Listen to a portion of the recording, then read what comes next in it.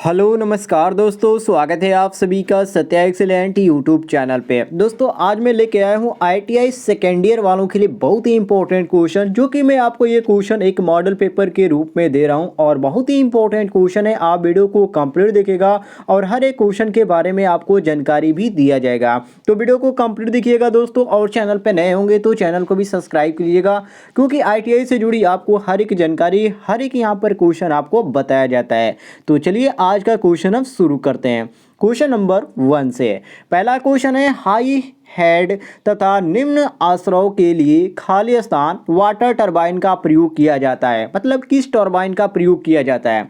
Pelton wheel या Kaplan turbine या Francis turbine या डी ऑप्शन दिए गए हैं नोदित टरबाइन। तो दोस्तों आप हमेशा ध्यान रखिएगा, हाई हेड और लो डिस्चार्ज के लिए पेल्टन व्हील टरबाइन का प्रयोग किया जाता है, और ये जो आपका होता है 70 लीटर से ऊपर के लिए प्रयोग किया जाता है पेल्टन टरबाइन। तो इसको भी ध्यान रखिएगा। और जो कैप्लन टरबाइन होता है उसका प्रयोग लो हेड मतलब कि 30 मीटर तक के लिए प्रयोग किया जाता है। तो यहाँ पर क्वेश्चन के अनुसार हमारा सही हो जाता है ऑप्शन नंबर जो ए दिया गया है, ये क्वेश्चन नंबर ए हमारा बिल्कुल करेक्ट आंसर हो जाता है। चलिए आगे बढ़ते हैं हम क्वेश्चन नंबर 2 पे। कह रहा है क्वेश्चन कि एक खुला चक्र गैस टरबाइन की अधिकतम दक्षता है 65% या 50% या 40% या 30%। तो दोस्तों एक खुला चक्र गैस टरबाइन की जो अधिकतम दक्षता होती है वो 50% तक ही होती है, और उसमें जो विनियमित और जो अंतःशिल्तक होता है और जो पुनः स्थापक होता है, इसकी मदद से हम टरबाइन की दक्षता क्या करते हैं, बढ़ाते या घटाते हैं। तो यहाँ पर क्वेश्चन के अनुसार हमारा सही हो जाता है ऑप्शन नंबर जो भी दिया गया है 50%, ये हमारा बी ऑप्शन बिल्कुल करेक्ट आंसर हो जाता है। चलिए आगे बढ़ते हैं क्वेश्चन नंबर 3 पे। कह रहा है क्वेश्चन कि निम्न में से प्रथम आदेश प्रणाली का चुनाव कीजिए। जैसे कि पहला ऑप्शन दिया गया ग्लास थर्मामीटर में मरकरी को उबालते पानी में रखा हुआ है, और बी ऑप्शन दिया गया डैम्पिकृत कंपित्र, और यहाँ पर सी ऑप्शन दिया गया श्रेणी में 2 टैंक की परस्पर क्रिया, और डी ऑप्शन दिया गया श्रेणी में 2 टैंक की परस्पर क्रिया।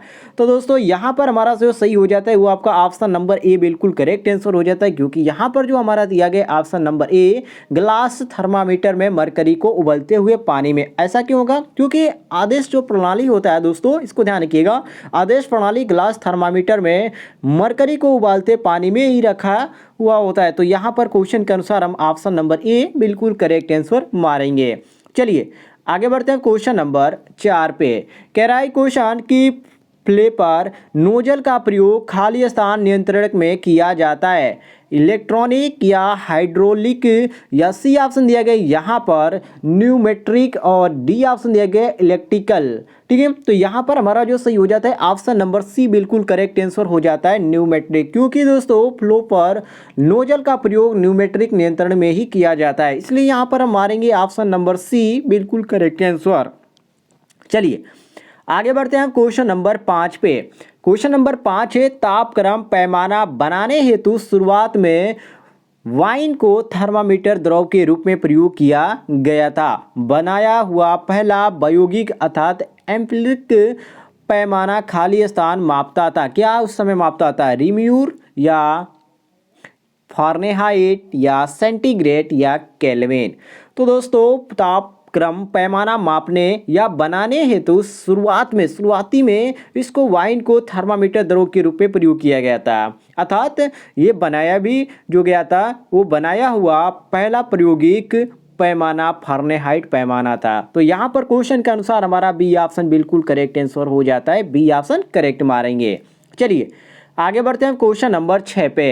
कह रहा है क्वेश्चन निम्न में से क्या पानी का ट्रिपल बिंदु नहीं है? यहाँ पर 400 यहाँ पर 92 आर दिया गया, और यहाँ पर 32, और यहाँ पर 273 केल्विन, और यहाँ पर फारेनहाइट में दिया गया 32। तो दोस्तों आप हमेशा ध्यान रखिएगा, जो पानी होता है ठीक है उसको हम 32 आर में यहाँ पर करते हैं, जो कि यहाँ पर आपको 492 और 273 केल्विन दिया गया है। ये तो आपका क्या है, पानी का ट्रिपल बिंदु है, तो इसलिए हम मारेंगे ऑप्शन नंबर जो यहाँ पर बी दिया गया है। ये क्वेश्चन के अनुसार हमारा बी ऑप्शन बिल्कुल करेक्ट आंसर हो जाता है।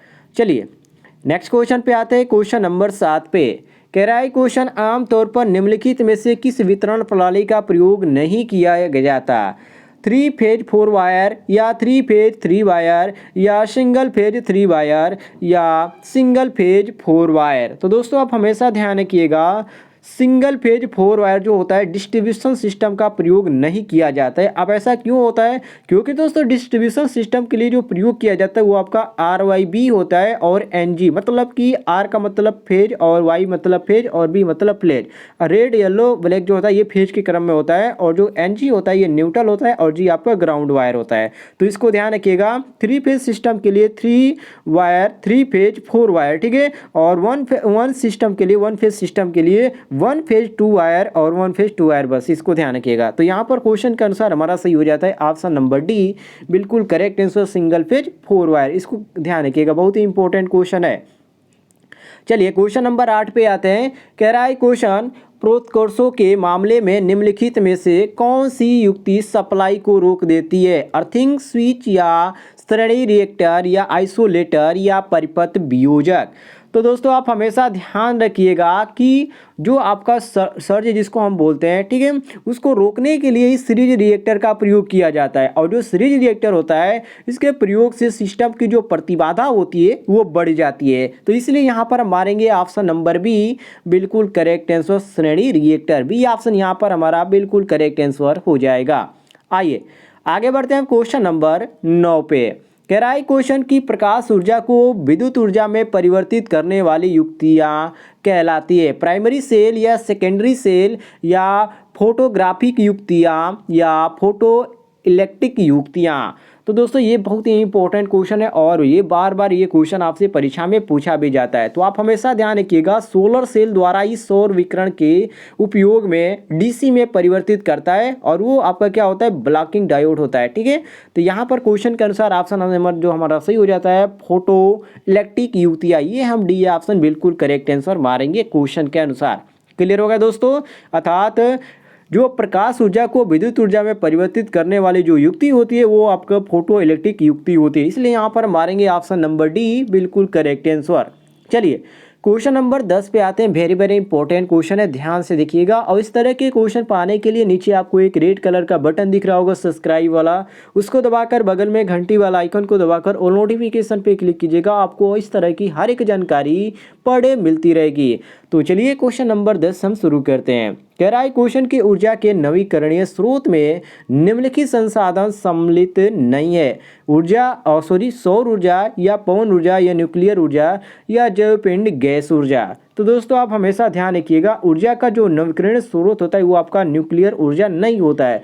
बाकी यहाँ पर जो आपके दिए गए हैं सौर ऊर्जा या पवन ऊर्जा या जैवपिंड गैस ऊर्जा, ये आपके स्रोत है। जो कि यहाँ पर जो न्यूक्लियर ऊर्जा दिया गया ये बिल्कुल नहीं है। लेकिन क्वेश्चन को ध्यान से पढ़ेंगे तो आपको समझ में आ जाएगा कि हमसे पूछ क्या रहा है। इसमें साफ पूछ रहा है कि ऊर्जा के नवीकरण स्रोत में निम्नलिखित संसाधन सम्मिलित नहीं है। तो इसमें जो आपका सम्मिलित नहीं है वो आपका ऑप्शन नंबर सी है। तो क्वेश्चन के अनुसार हम मारेंगे ऑप्शन नंबर सी, बिल्कुल करेक्ट आंसर। फिलहाल दोस्तों ये थे आज के कुछ इंपॉर्टेंट क्वेश्चन जो कि मैंने कवर किया एक पेपर के माध्यम से। उम्मीद है आपको क्वेश्चन पसंद आएंगे तो वीडियो पर लाइक कीजिएगा और ज़्यादा से ज़्यादा शेयर कीजिएगा।